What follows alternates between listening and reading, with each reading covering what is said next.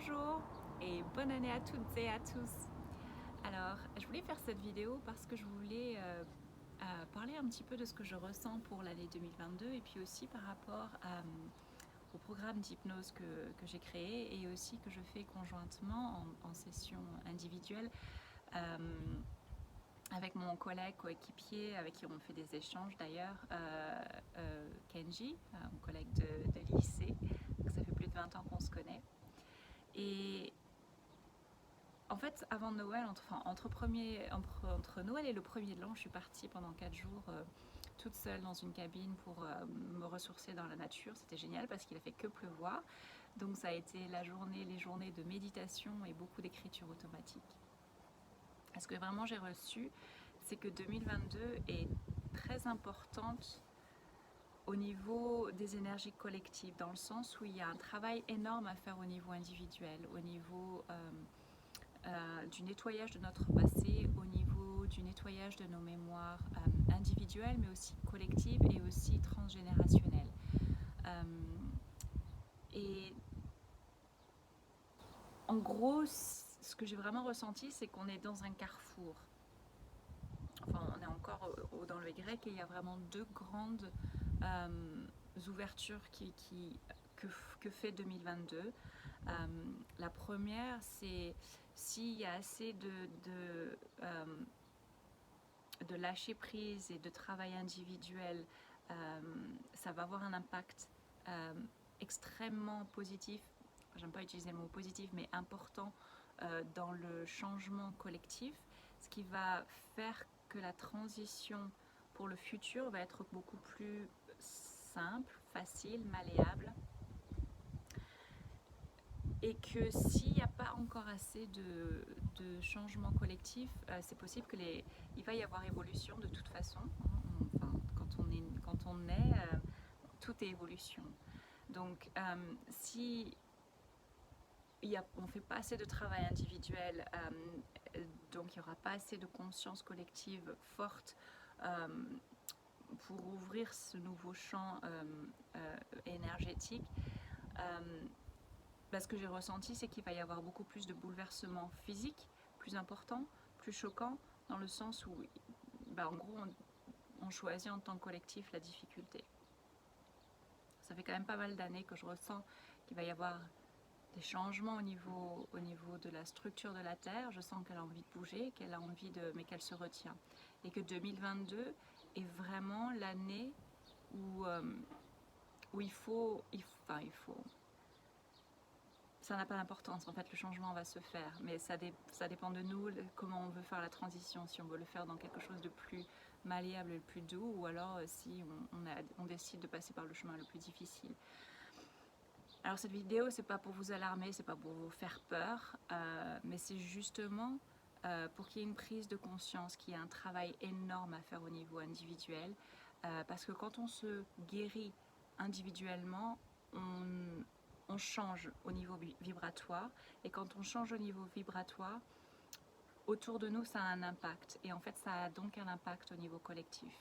Donc plus on se libère, on se décharge de nos bagages du passé, plus on est calme et moins on est touché. C'est comme si on se détachait de toutes ces émotions qui se passent à l'extérieur, parce que les émotions qui sont à l'extérieur sont en fait la réflexion de ce que nous pensons, de ce que nous avons créé au niveau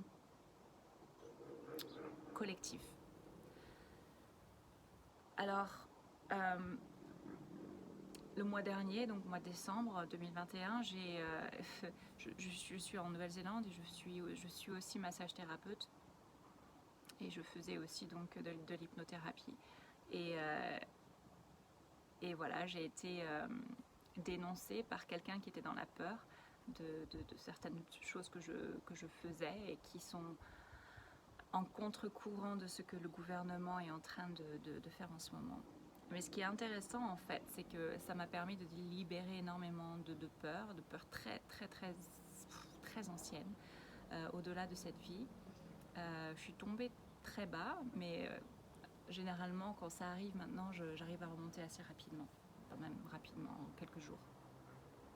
Mais j'avais vraiment besoin de ça parce qu'il fallait que je nettoie cette immense peur qui était inconsciente et qui vraiment m'empêchait d'aller de l'avant et de parler en vérité. Maintenant, sincèrement, si ça résonne pas avec vous, c'est très bien, c'est parfait. Faites votre chemin. Mais maintenant, je parle en ma conscience, dans le moment présent. Cela ne veut pas dire que ce que je dis maintenant, ça va être la vérité, la même vérité dans 10 ans. On est tous en évolution. Bref, je peux faire une vidéo trop longue, mais en gros, ce que j'ai vraiment ressenti, c'est que ça a été une bénédiction d'avoir eu cette dénonciation, parce que ce que j'ai entendu quand je suis partie pendant ces 4 jours, c'est qu'il y a un énorme besoin en ce moment de faire ce nettoyage en conscience dans les mémoires individuelles et collectives. C'est comme si, vraiment l'image que j'avais, c'est comme si on s'était tellement séparés, fragmentés dans plein de lignes de vie, de lignes de temps, et qu'en fait, quand on se sépare, on perd une partie de notre essence divine et elle reste figée dans cette mémoire ou dans cette ligne de temps. Elle reste figée parce qu'il y a une émotion qui est attachée à ça. Et ce qui est demandé, c'est d'aller vers la simplicité, d'aller vers la réunification de toutes ces lignes de temps. C'est comme si, j'entends collapse. Collapse, c'est comme si tout redevenait un, en fait. C'est effondrement, collapse, mais dans le sens de réunification. C'est vraiment ce sens-là que je ressens.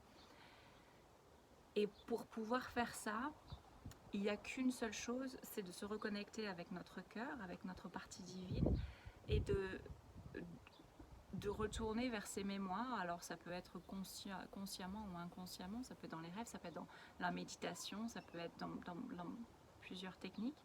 Je le fais avec la méditation et je le fais aussi avec l'hypnose.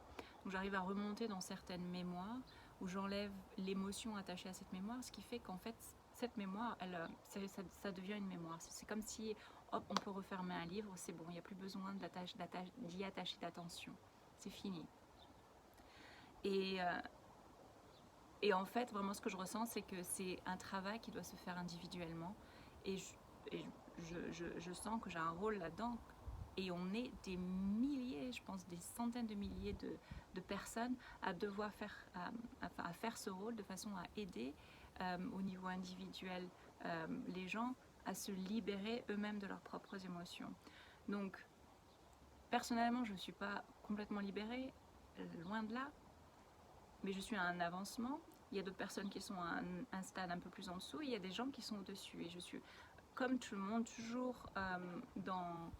dans l'évolution, j'ai besoin d'aide, je fais des choses par moi-même, et c'est la même chose pour tout le monde. C'est pas une histoire de je suis meilleure que l'autre personne, ou elle est meilleure que moi. C'est juste qu'on a des stades de compréhension différentes.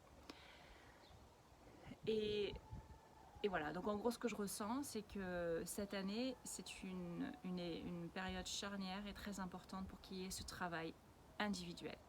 Donc en fait, j'ai eu une formation qui me permet de faire des programmes où je peux suivre la personne sur 2, 3, 4 mois et que je vois toutes les semaines par internet.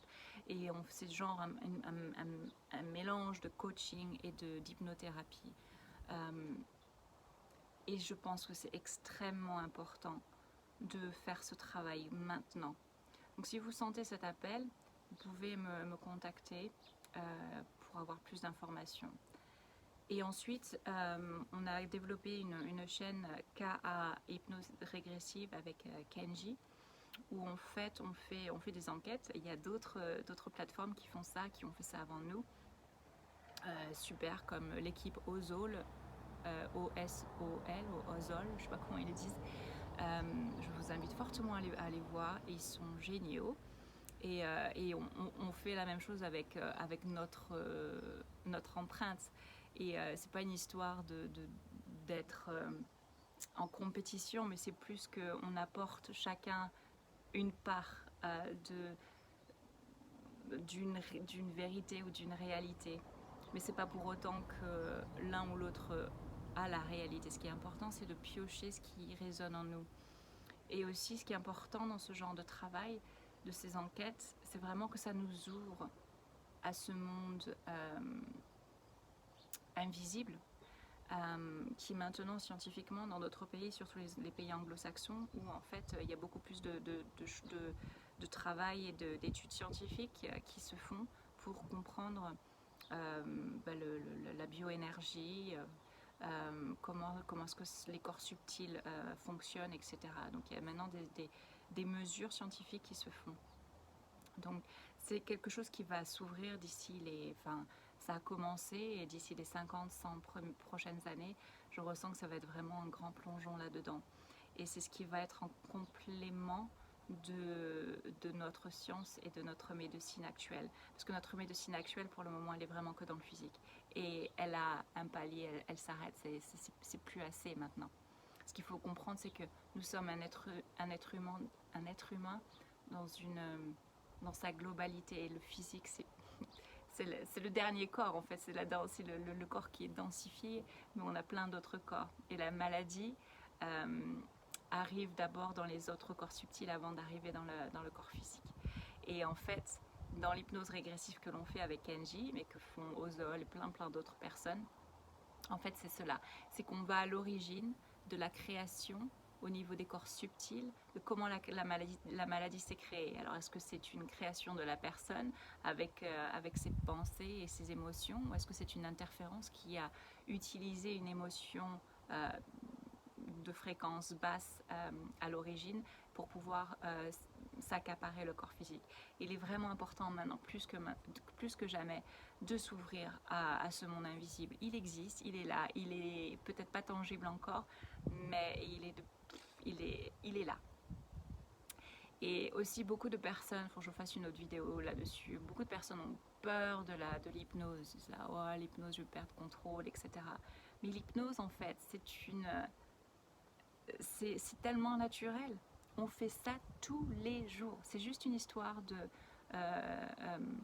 brainwave, notre circuit électrique dans notre cerveau. Il a plusieurs fréquences dans la journée. C'est une fréquence spéciale. Et on passe par là. Quand on s'endort, on passe par toutes ces étapes. Donc en fait, quand vous êtes en hypnose, vous êtes entre les deux. Mais l'hypnose, c'est... Vous savez, beaucoup de gens disent « Oh, je voudrais être clairvoyant, je voudrais être clairsentient, je voudrais être clairaudient, etc. » Mais l'hypnose, c'est ça. C'est juste se permettre la possibilité de retrouver en fait toutes ces connaissances et tout ce que le corps est capable de faire au-delà du physique. Quand vous êtes sous hypnose, vous êtes clairaudient, vous êtes clairsentient, vous êtes voilà, vous utilisez tous les autres sens. Mais au lieu que ce soit le sens physique qui soit en premier, bah, ce sont les autres corps en fait. Enfin, pas les autres corps, mais ce sont les autres...